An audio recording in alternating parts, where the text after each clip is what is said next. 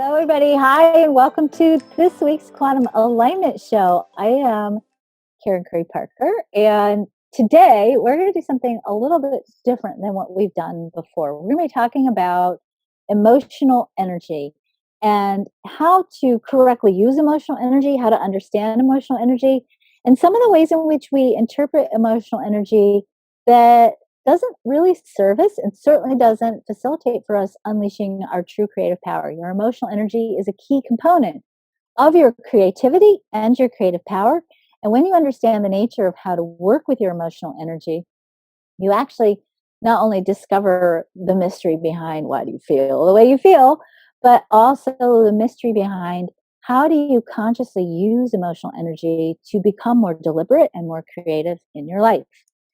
Now, I usually prepare a slide presentation and I do a little lecture. I was practicing sharing some of this information the other night in one of my calls. This is actually a quantum relationship alignment program that I teach. And I was so pleased with the way in which I was able to communicate what I really want to say about emotions. And then honestly, I was a little bit anxious about, oh my God, can I duplicate that again for you guys? But I decided what I do is I'm just to show you the show. I'm going to show you what I did last week in my quantum relationship activation class. So this is actually, we're like be having movie night here, right? We're going to be watching a movie, only it's not a movie star, it's just me talking about emotional energy. So pull out your chart, sit back, grab some popcorn if you want to. It's been a flurry of a day, so take a deep breath for a second, everybody, and put your hand over your heart, which has an interesting is your heart and what you do with your heart is an interesting byproduct of emotional wisdom, what we'll be talking about tonight. What we know is that the more we connect to the heart, the more we actually increase our emotional resiliency. It allows us to become more deliberate and more conscious and more focused, and consequently more creative, more compassionate, and more loving. All good things when it comes to being in a relationship with yourself and obviously with others as well. So just feel your heart for just a second before I start jamming your heads full of more content. All the manifesting generators are like, that's it, we're done, we're connected. You guys didn't see that. I am not kidding you. Every single one of them are like, okay, done. So, okay, letting the projectors catch up. Oh, okay. All right. Oh, the projectors are laughing at us. Let me put the slides on. Are we all back? You all in your heart? Felt nice, didn't it? It was the first time I remembered to do that all day. So thank you all for that. So we are talking tonight about emotional wisdom, and the conversation we're going to have tonight about emotional wisdom is actually a conversation that I have now had a couple of times with my students, and what I'm willing to be in the flow with this and engaged in dialogue. But what I've also found is that this is such an important conversation. I mean, we may end up having to tap on a different time because I want you to really get this cognitively first, not in just the emotional piece, not just the tapping piece.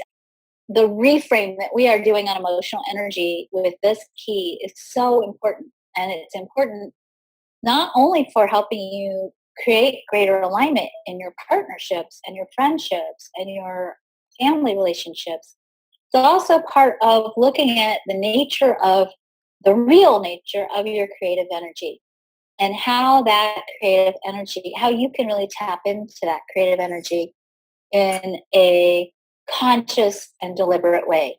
Because I think truly it's one of the most important things, one of the most important skills we need to know how to use at this important time, at this important crossroads on the planet. So let's talk about emotional wisdom. So when we look at the resiliency key of emotional wisdom, we are primarily looking at the emotional solar plexus. This is one of those rare keys where it's one flipping center, right? It's just one center. But it's a center that has impact, whether it's defined or whether it's open. And the impact that it has when you don't understand the nature of how it operates can be really sometimes destructive, because it's creative, and being destructive is part of creative energy too, right? Sort of, I think. So what we know about the emotional solar plexus is that it is the center for emotional energy. We teach that, right? It is oftentimes in human design, you'll see it called an awareness center, right? It's the center for awareness. But it's kind of hard to understand how your emotional energy can be part of your awareness. We have two major aspects of awareness in this location in the chart. That's the spleen and the solar plexus. Both the spleen and the solar plexus are part of what's traditionally called the third chakra. In human design, the third chakra split in the late 1700s into the solar plexus and the spleen, setting us up for a new way of making decisions, for a new way of understanding the world, and most importantly, setting us up for a new way of creating in the world. The spleen, which is the center that we most commonly rely on, as you guys know from our conversations when we had the talk about courage, the spleen gives one impulse and one impulse only, and that impulse is the pulse of fear. Fear is the marker or the pulse that the spleen gives us that indicates to us, oh, hey, we need to pay attention. There's something going on here that we need to take some action on, right? I should run from the bear. I should not go in the dark alley. I should not go out with this guy, whatever it is, right? The spleen is instinctual. It's old energy. It's energy that is rooted in our more animal nature. But as we have evolved, and most importantly, as our consciousness is evolving, we are moving, I'm going to say, away from the spleen. And let me just say, we're not getting rid of the spleen. Sometimes people think, oh, we're getting rid of the spleen. We're not getting rid of the spleen. We'll still have an immune system. We'll still have that pulse like, oh, hey, don't go in that dark tunnel, right? But it's not the primary driver in terms of awareness. The primary driver in terms of awareness becomes the emotional solar plexus. The emotional solar plexus gives us a different kind of a pulse than fear. It's not a pulse that's as understandable as fear. The spleen is sort of like fear or no fear, right? To a certain degree, the awareness of the spleen is somewhat binary. It's like freak out or not, feel good or not, right?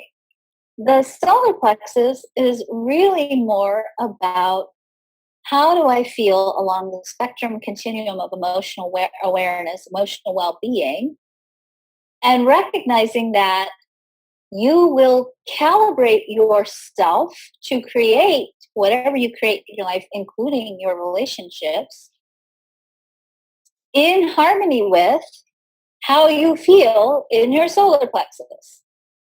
Okay? Let me extrapolate that out and make that super, super basic. And I really appreciate you being patient with me and letting me explain this to you, because I really, as I said, I want everybody on the planet to get this right now. That's my mission right now. Everybody on the planet needs to get this, okay?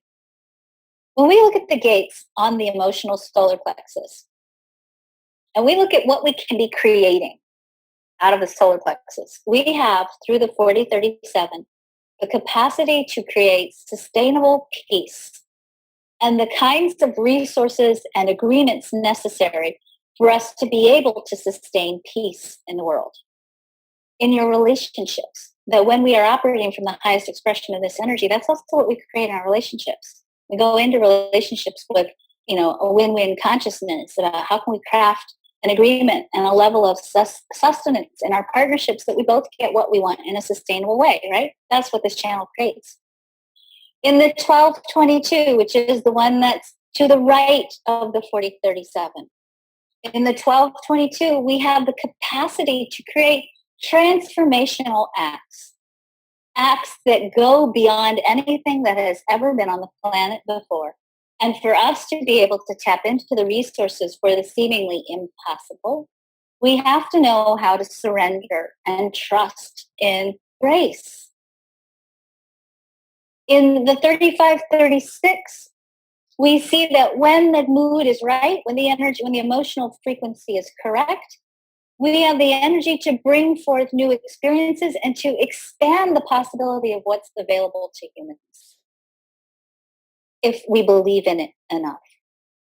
Moving clockwise, in the 4130, that goes from the root to the solar plexus, we have the drive to, through our response to what the world around us is showing us, to create something even better, something even more juicy and delicious, something even more possible, create more space for possibility if we can fantasize, use our imagination, and hold a fire to the desires, to the degree to which we can sustain the vision until the vision manifests itself.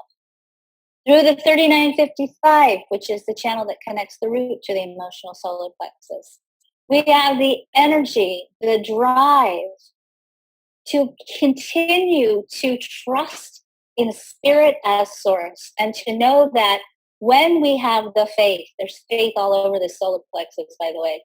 When we have the faith, when we trust in source enough, we will be given everything we need, all the support, all the food, all the connections, all the love, all the everything.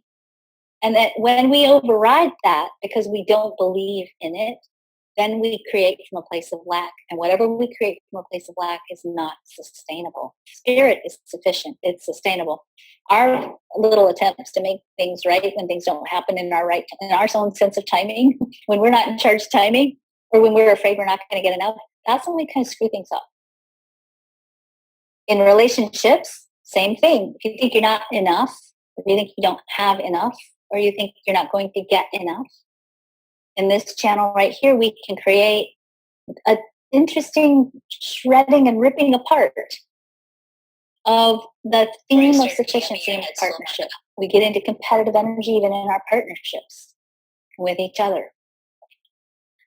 In the 1929, we see the possibility to create genuine intimacy and genuine caring, and the capacity to create the contracts necessary to protect love and the bonds of love, including marriage, if you decide to be in marriage. We also see a place where we learn to love and accept each other differently, and we drive our sustenance and our resources from more sustainable places, and we share what we have. In the 59.6, just to add a nice little spark of juice to it, we see the capacity to create juicy sexual connections. Got to have that in there, right? As a human experience. We have, see, all my open cycle people are like, yeah. Okay. We have the capacity to create sustainable, nurturing, caring support for the people we love. And we see the capacity, again, to have a deliberate, conscious response to challenge, and to respond to challenge with equitable, that word aside, with fair, we'll use fair, with fair results, fair agreements, and again, with peace. That's what's in this solar plexus if we use it correctly, right? But we are kind of confused about emotional energy. We have feelings, right? We talk about feelings. And most of the time when we think about feelings, our feelings are reactionary, right?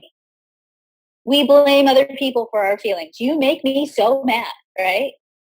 Or we identify with our feelings. I'm sad. I'm angry. Let me just gently remind you that the source of your identity, I'm going to show you this. It's important. The source of your identity is right here. This is the G center. In fact, when we look at what's called the voices of the throat, this 10-20 connection here from the G to the throat actually has the voice of I am. I'm not going to talk about this tonight, but one of the things I don't talk about a lot that I'm going to talk about later this summer, is the mystical circuit. There's a circuit in the human design chart that actually is all about transcending and becoming who you truly are in a way that allows you to serve spirit better or serve your source better.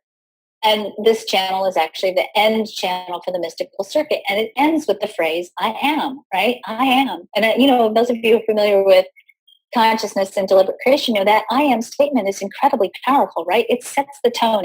It sets the direction. Your identity is up here. It's not attached to the solar plexus. So you start going, I am sad. You're like really confused. That's down here. You can't be sad. You can experience sadness. You can, feel sadness. You can sense sadness if your solar plexus is open. But you can't be sad. And that conversation about being your emotions starts to put us in a very defensive position around our emotional energy, right? You're going to fight for how you feel because that's who you are, right? And it's not a really healthy dialogue if you think about it, right? You're going into conversation fighting for your feelings. Well, feelings are vibrations. They change. How you feel today for some of you might be completely different tomorrow. And some of you have that experience a lot, right? And we're in relationship and in partnership and we're fighting for this emotional energy. How dare you tell me who I am? I'm sad and I'm angry, right? Hey, that's how you're feeling. That's not who you are. I want to shift that dialogue because that right there, just changing the nature of how you use that language and how you change the way you relate to emotional energy, change the nature of control you have over it, and it takes you out of the victim position for your emotions. And oftentimes we really feel like, I'm not responsible for what I do under the influence of certain emotions, right? And I get some of it. If you did something to my child, I would not be responsible for what you did, for what I did. I would be very responsible for what you did. I promised you I would do something. I'm going to tell you something. That response, that mind-numbing, blank, baseline primal response, if you hurt my kid, it's not an emotional response. It's a tribal response that comes out of the defense circuit. It comes from a totally different place in the chart. You are responsible for your emotions. And most importantly, we are all responsible for understanding that our emotional energy is the most powerful creative energy that we have. And when we know how to harness this energy correctly, the things that we're going to be able to create on this planet and the things you'll be able to create in your partnerships, even if you're married to somebody who you think is the biggest jerk in the world, you'll change it. You'll change some aspect of it when you start to recognize that your emotions are your wand. And you can fire lightning bolts with your solar plexus, or you can create world peace, your choice. Or both, depending on what's going on the planet right now. But it's the ball's in your court. The thing that we have to understand is that the solar plexus is not the center for feelings. It is, but it's also the center that synchronizes the electromagnetic attraction field of the heart. Okay, I'm going to say that again because it's so important. It is the center that synchronizes the electromagnetic attraction field of the heart. Let's talk about the biology and the physiology of it first, and then let's talk about the energy of it. First of all, let's talk about inspiration first. We think inspiration comes from up here, right? You get this idea in your head. Oh, I got this idea. And you go out and you make it happen. Hopefully that's not what you're doing because it doesn't work. But that's what we're trained, right? Inspiration actually comes from the root center, not the head center. Okay? It comes from the root. We are in this third dimensional matrix. We are out and about in the world. We are, all of us, even manifestors, designed to wait to some degree. A manifestor doesn't just go make it happen in a nanosecond. There's a buildup of flow with creative energy, right? It comes from being in the internal creation vibe in alignment with the planet. When you look at the root center, when it's operating correctly, gives us a pulse that tells us now's the time to take action. That pulse is either going to be regulated by the spleen, which is the center for timing. Now, take action now. The sacral, which is the energy for responding when the timing is correct, or the energy for action in the solar plexus, meaning you take action when the frequency or the emotional vibration is aligned. The root center takes its inspiration from what it experiences in the world. You go out in the world, you see stuff, you go, oh, that would be nice. I'd like to have more of that, please. Or you see stuff and you go, no, I don't want to have that in my reality. No, thank you. Or you see something, you go, I like this, but you know how you can make it better? You are constantly dancing in this third dimensional matrix. And this third dimensional matrix is inspiring you. When you get inspired, you then, and this is the step we skip a lot, you then drop into your head or jump into your head and begin to use your imagination, which is, by the way, what you're supposed to be using your head for. Your head and your ajna are for imagining, not figuring out. So you get inspired, you go out in the world, you get inspired by what you see and feel and sense and all the experiences that you have, and then whoop, you go up into your mind. And your mind begins this inspiration. Let's talk about the biology of this. 85% of the neurotransmitters, serotonin and many other neurotransmitters, are actually created in the gut, in the GI tract, in the large intestine. Okay? Serotonin, by the way, is the neurotransmitter that is responsible for focus and attention and emotional regulation. When you have a healthy GI tract, you have a nice healthy biome in your gut, your body produces a nice amount of serotonin, you feel good, and your ability to focus goes up. Now, when we think about the creative process, we look at the science of deliberate creation or the science of manifesting.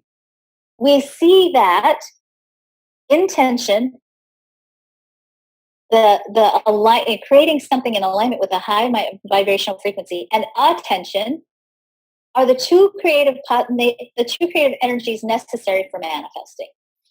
When you have healthy gut flora, your ability to hold a high level intention, a higher order intention, and your ability to hold the focus necessary to stimulate your imagination and to use your imagination enough to calibrate yourself to begin to create the next step in the process. When your serotonin levels are high, your creativity goes up. Scientists are discovering every day there is a much greater brain-gut connection than we thought.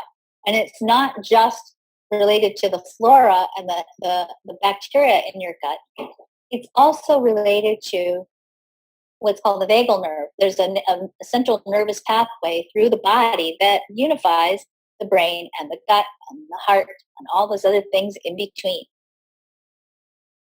Your body is very beautifully connected. So here's what happens next in the process. Okay, you saw something, you got excited, you got inspired, you started imagining, you're in the mind, right? The brain operates through photon storms. It's creating all these photon storms and sparks because of this great idea you just had. Now you're using your imagination to think about this idea, and your body, your brain, begins to produce even more neurotransmitters. Those neurotransmitters in turn stimulate your emotional response. Your emotional response in turn stimulates your heart. If we go back and we look at the solar plexus, it gets connected some way, shape, or form through the heart, right? It's either going to get through the G or through the will center. The heart center contains a magnet, a magnetic monopole. It is a magnet that only attracts. It is a magnetic force that pulls into your reality opportunities, experiences, relationship situations. Even in your current relationship, it can change the nature of what you experienced in your current relationship when you shift what you attract, when you shift your point of attraction, your vibrational frequency. In other words, your imagination triggers your feelings calibrates or synchronizes or harmonizes your heart's magnetic resonance field, which in turn then draws or attracts into your experience opportunities, experiences, relationships, partners that match your emotional frequency. That's what the solar plexus is designed to do.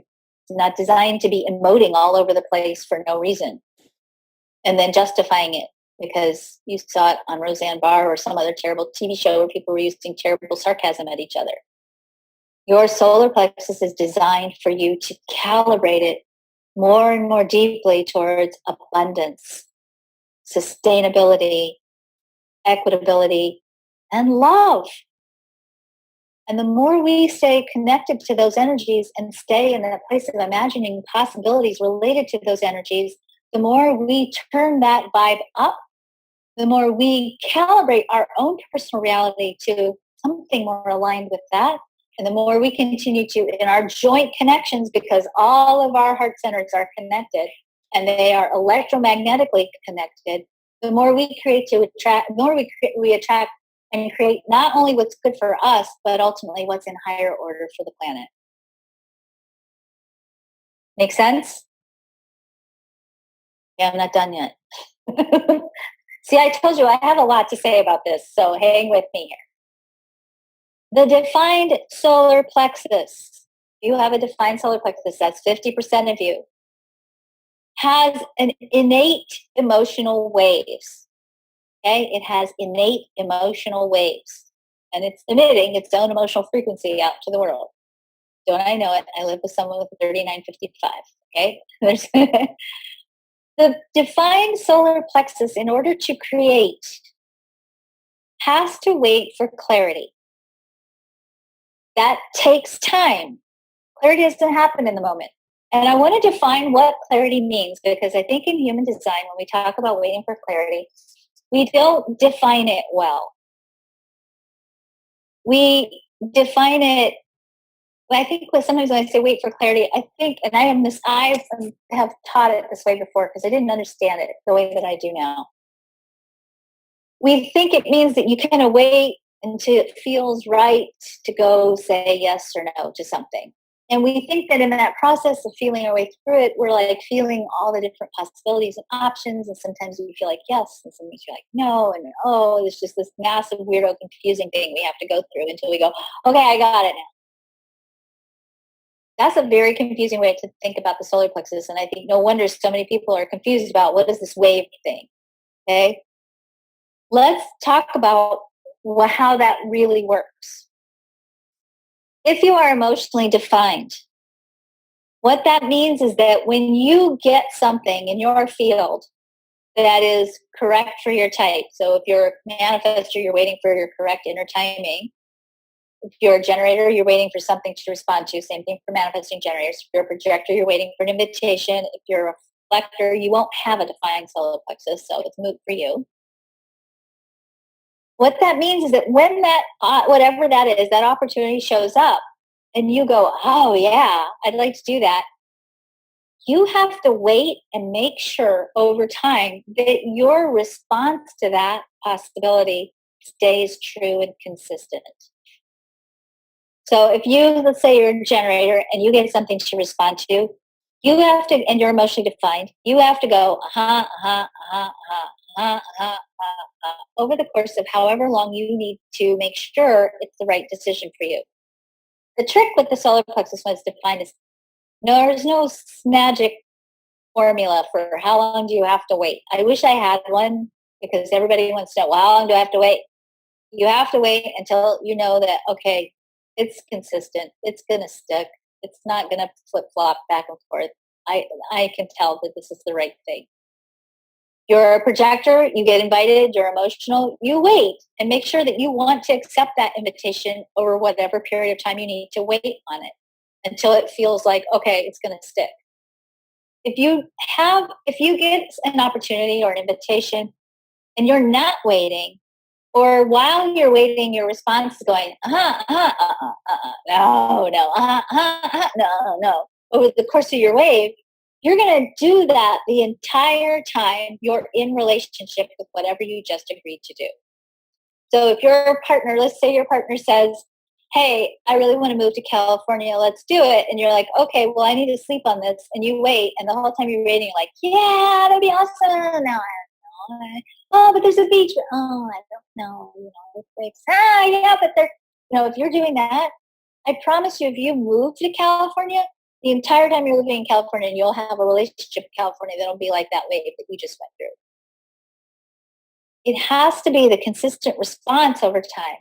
It's the consistency of the response that's important, not the time. So it has to be a consistent response over time, not waiting for time to go by in order to get clarity. Does that make sense? It's a subtle difference, but it's a really important difference, because I think we don't teach this very well. And then it just leaves emotional people very confused. Okay. There are 3 kinds of emotional waves. Okay. The first kind of emotional wave is called an individual wave. You'll have an individual wave either if you have the 1222 or the 3955 or both. Just clarifying, I'm out of kombucha. This is not a gin and tonic. Okay. Just wanted you all to know. Okay. No emails for this tomorrow. So the 1222 or the 3955 are the individual waves. The individual wave tends to have high highs and low lows. So if you have a lot of individual emotional energy, you will tend to have very big emotional feelings. Now, that when we talk about the emotional wave, what we're saying is that inside of you, you have your own innate emotional cycle, and that cycle, Ra used to say I forgot what he used to say. It goes between despair and hope. That's what he used to say. It goes between despair and hope. I don't know. I don't have a defined solar plexus, but that just feels like really super dark to me.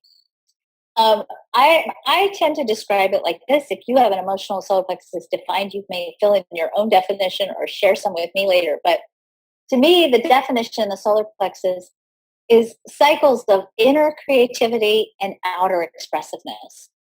And that inner creativity can sometimes be experienced as melancholy. If you have an individual wave, you might think melancholy is too light of a fluffy and too much of a light and fluffy word. Sometimes it can be really a deeper inner place. Now, part of what I want to talk about, and we'll talk about this in a minute, is that sometimes the depth of the wave and the height of the wave is influenced by our intention and attention. And I do want to say that you'll never be able to stop the wave, but you may be able to get some kind of control over it so that it doesn't start to feel like you're this victim of this incredibly intense emotional energy that you have no way to manage. Okay? And we'll talk about that in just a minute. But the individual wave does tend to have high highs and low lows. It tends to be incredibly creative. In this individual wave, we have the energy for music, poetry, and art, and all those other pieces as well. So, when we talk about the traditional artist, this is like the tortured artist, right? It's the 1222 and the 3955. The collective emotional wave tends to be kind of like a cogwheel train. It sort of jogs up, right? And then cogwheel trains don't do this, but then it plummets. Don't think that. I think that that's what cogwheel trains do. So it goes up, and then it sort of has a drop, and then it goes back up, and then it has a drop. And that drop can suddenly sort of happen out of the blue. It's like, oh, hey, I was feeling great. Now I'm not. I have a daughter with this, and I promise you we can start at the top of the wave on the beginning of the phone call, and then we get down at the bottom of the wave at the end of the phone call. So that cogwheel kind of slow jog up, and then that plummet, and then the beginning to climb up again. It does not tend to be as high and as low as the individual wave. The tribal wave, a lot of times people who have a tribal wave, and that's associated with the 59.6, the 40.37, and the 19.49. A lot of times when people have a tribal wave, they feel it, they don't feel it in their day-to-day experience in the world. Some people who have a tribal wave will tell me, I just don't feel it. And if you don't, then you don't. It doesn't mean you're here to be spontaneous. It does mean you still need to make sure at least over 24 hours that your feelings stay the same. Usually if you have a tribal wave, the thing that will trigger it the most, or the time when you will experience it the most, is going to be if something happens to your relationships or to anybody who you really care about. That's when you'll oftentimes get a big spike in emotional energy with the tribal wave, because it's all about caring in relationships. Now, the open solar plexus tends to be emotionally empathic. And I just want to point out that that is not the only place where empathy or feeling other people lives in the chart, but it is emotional empathy. You can still be sensitive and aware and intuitive and know people, from your openness even. But the open solar plexus is emotionally intuitive. Because you can feel in an amplified way other people's emotional responses, other people's emotional feelings, when you feel that in an amplified way, because it can be really intense, especially if the emotions that we're judging other people's emotions and we're calling them negative, right? Somebody's sad or they're upset or they're angry. The open solar plexus tends to buy into a lifelong pattern of trying to keep everybody happy, of trying to give up what, or they don't try to, but tends to give up what they want and need for the sake of doing what they need to do to please everybody to keep the emotional energy happy, right? Everybody wants to be happy. It's my dad. My dad has an open solar plexus. Every year for his birthday, I say, Dad, what do you want? I just want everybody to be happy. That's the open solar plexus. Okay. So this particular configuration, again, that's half of you, kind of creates a little bit of a different syndrome. Still not using emotional energy for creativity. Okay. Still using emotional energy to, not trust, to not feel safe, to not be aligned, and bypassing your own needs and desires and not creating what you need and want, but doing it in a different way. It's a very different pattern and oftentimes a pattern of codependency. Okay, so if you have an open solar plexus, the question is this my energy? It's really important for you to really go out into the world and say, look, am I experiencing all these emotions, all this, whatever I'm experiencing? If I go to the movie and I watch, a movie and I'm crying in the theater, is this my energy? Or is this, the 3955 sitting next to me? And take my emotional husband to Coco. I swear to God, he bawled from the start to the end of that movie. Like, we went through so many Kleenex in that movie. Not mine. Okay. Just a quick reminder, this goes back a little bit to what I'm talking about. The spleen, and when we draw from the spleen is our place of awareness. That is your reactive center. And it's supposed to be. You want to react when the bear is chasing you. You don't sit there and contemplate and then align your emotional energy and then think about, wow, do I feel like I should run or not? Okay. But the rest of your life, the things you create in your life, you're supposed to create them deliberately. At least you're hardwired. I don't want you supposed to. I know that's a big heavy phrase. But you're designed to create loving relationships, peace, resources, money, everything else. You're designed to create that consciously and deliberately, not reactively. And I think when we use emotional energy, oftentimes we're forgetting that. And we're drawing on the reactive aspect and not the deliberate aspect. Because emotional energy is a frequency, it travels in a wave. It has a wave-like pattern. In fact, you want it to have a wave-like pattern, because if it doesn't have a wave-like pattern, you're dead, right? You're not having any emotional energy, you're dead. So waves is good, right? So when we look at emotional waves and we look at the way in which we create, meaning where we put our energy intention is where we get results, meaning intention plus attention equals creative results, right? And what we focus on expands. And we look at that in the context of emotional energy. We have to look at how do you modulate and control and manage emotional energy.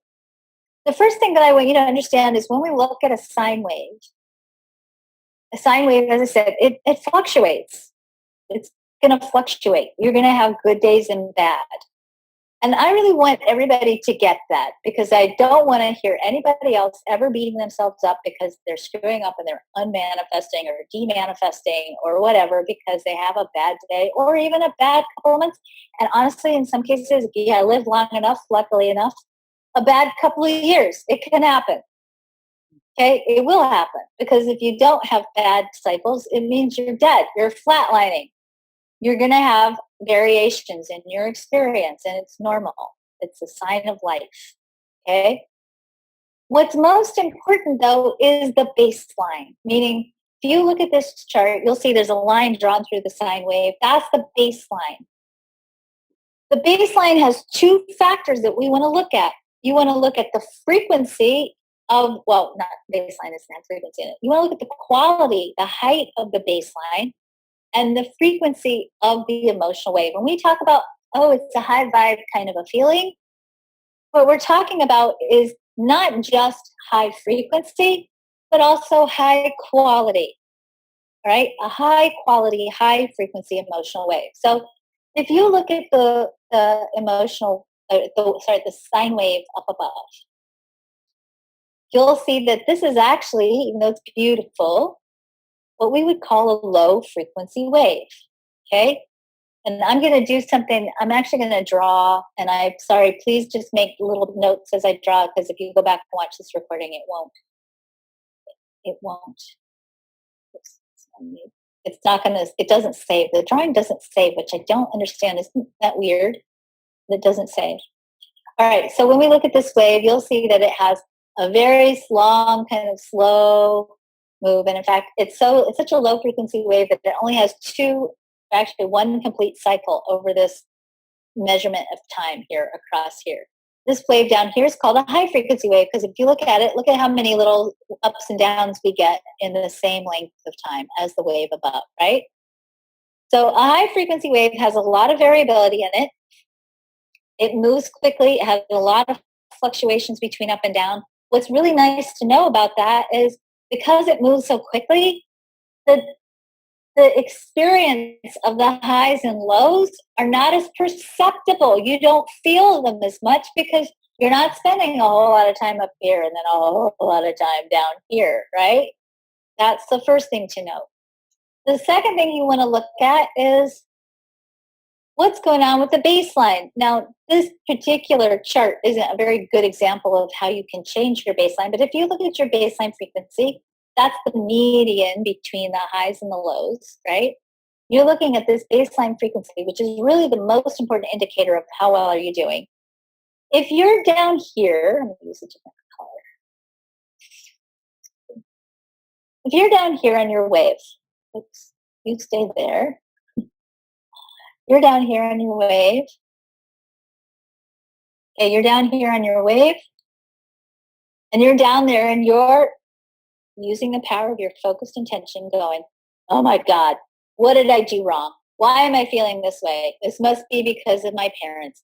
It must be because, I have a terrible sense of self-worth. It must be because my boss hates me. It must be because I'm dumb. It might be because, all that, all that stuff we say to ourselves, right? When we don't feel good. What's wrong with me? And you're focusing on how terrible you feel. What you're going to end up doing ultimately is you're going to end up dropping this wave, right? And not only are you going to drop it, now it's going to slow down even more because it has farther to travel to get back up, if you even can get back up. And not only that, you're going to actually move the baseline frequency. The baseline of the frequency. You bring your whole baseline down. So you're bringing your entire vibe down. The frequency goes down. The quality of the wave goes down. All because you pointed your attention down towards the bottom of the wave. The beauty of having a high frequency wave is that because you're not noticing the shifts and changes, the extremes between the ups and the downs as much, it also means that your baseline is able to stay at a higher level. And you can actually, with consistent practice, practices, including the practice of meditation, which increases your capacity to become emotionally resilient and emotionally stable, to not have as much emotional variability in your experience. You will actually begin to shift this baseline frequency up and increase this vibrational wave even more frequently, so that even though you're still vibrating, you're still undulating, you're not noticing it as much. It doesn't feel as extreme. Now, as I say this, I just want to add one little disclaimer here. I am not talking about depression. Please know that depression is a medical condition, okay? So please know that if you are struggling with depression or even anxiety, that I'm not saying that, oh, that's because you're focusing too much on the low end of the wave. All right. I am talking about people who don't struggle with depression. That's a different thing. And actually, I'm going to say I don't even think depression is necessarily an emotional thing by design. Okay. So please know that that's not what I'm saying. And that's a totally different can of worms, so to speak. So when you are experiencing your wave, again, remembering that learning how to focus your intention and attention to create a different quality of vibrational alignment will shift and change what you end up attracting and creating in your relationships. Why am I telling you this? I'm telling you this because before we can tackle emotional wisdom, you have the cognition, you have the knowledge, not the cognition, but you have the knowledge about how does this work. The second reason I'm telling you this is because I want you to start paying attention to what is your emotional response to what's going on around you. And I want you to just for your own sake, start tuning into how much degree of, I'm not going to say control, because I think we have a lot of negative connotations around emotional control, but how much deliberation do you have around your emotional response? So I think that's a good place to stop. I think I gave you guys a lot of content, and I would love to hear if any of you have questions or comments or thoughts around emotional energy, your specific definition of your emotional energy in your chart, the nature of your emotional wave, and what you can do perhaps to, as again, I'm not going to use the word control, but what you can do perhaps to gain a greater degree of mastery over how you consciously harness your emotional power. Anyway, thank you all so much for joining me, and I appreciate you participating in my experiment and watching the video. So we've never done that before, so I hope you got some popcorn and enjoyed the emotions show. And most importantly, I hope you got a little bit of a reframe about emotional energy and some insights on how you can more consistently and deliberately harness the power of emotions for the sake of calibrating your heart and that electromagnetic resonance field of the heart so you can bring into your experience, into your life, into manifested form, everything that you deserve to create. And by the way, if you've forgotten, you deserve to create an amazing life. And may you, for the next week and beyond, continue to use that energy to create a life that is a reflection of the magnificence of who you truly are. Thank you all for joining me. Have a great week. Bye.